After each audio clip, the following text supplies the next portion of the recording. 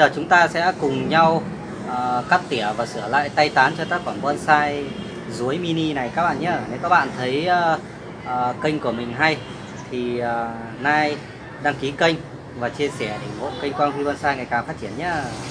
Bước đầu tiên, trước khi quá trình tạo thế, chúng ta sẽ cắt bỏ những cái cành mọc ở vị trí sai các bạn nhé. Những cành mọc ở vị trí sai này, cành này chúng ta cắt bỏ này. Tiếp đến cành này cũng cắt này. Những cành này giữ lại cây nó sẽ bị rối tán các bạn nhé.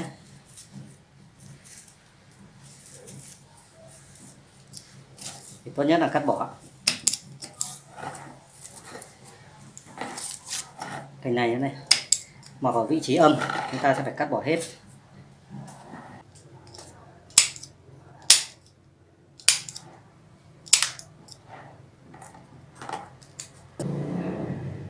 Đây là cây ruối sau khi mình đã cắt bỏ những cành già, cành xấu và cành mọc ở vị trí sai và tỉa bớt lá.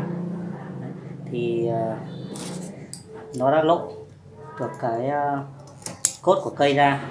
Bây giờ công đoạn tiếp theo, chúng ta sẽ cùng nhau cuốn dây thân chính và cuốn dây các cành.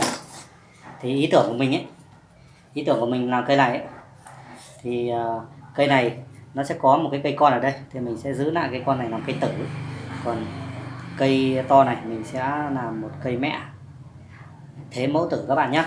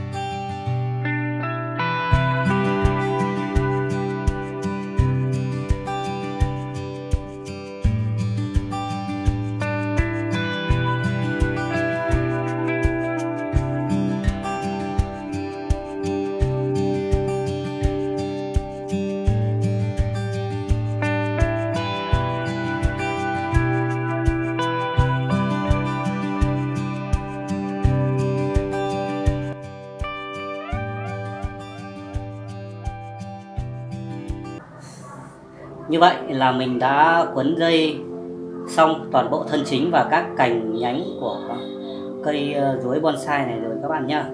Công đoạn tiếp theo là chúng ta sẽ đi uốn tạo thế để được một tác phẩm bonsai mềm mại hơn và dễ nhìn.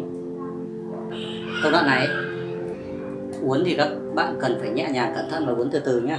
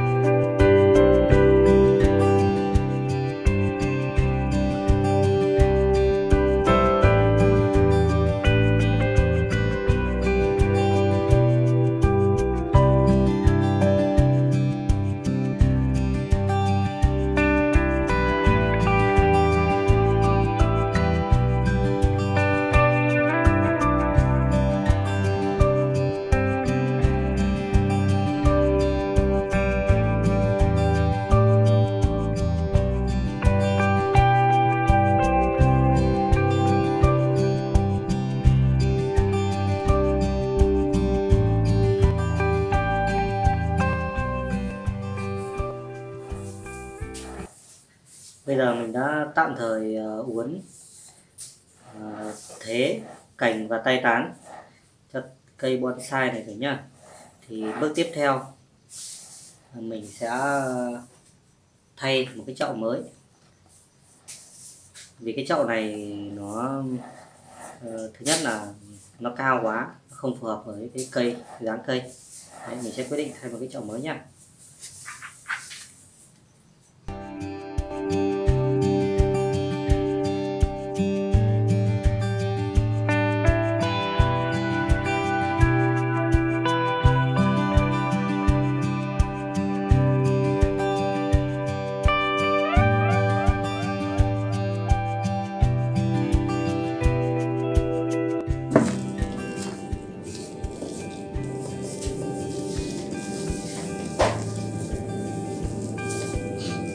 bạn chú ý nhá, bây giờ mình sẽ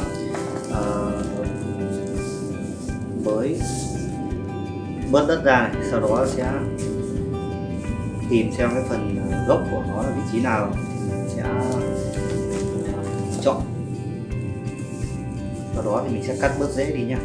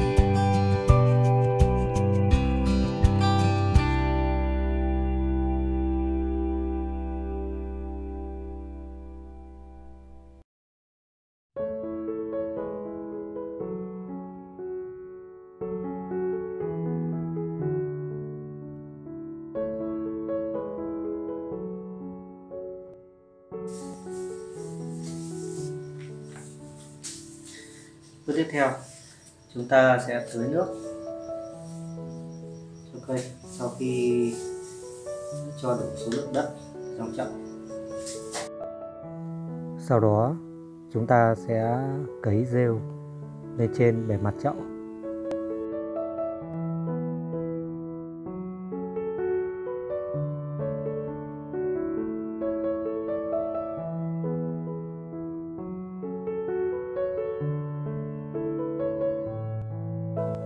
Và đây là hình ảnh cây bonsai sau khi chúng ta đã hoàn thành xong tất cả các công đoạn.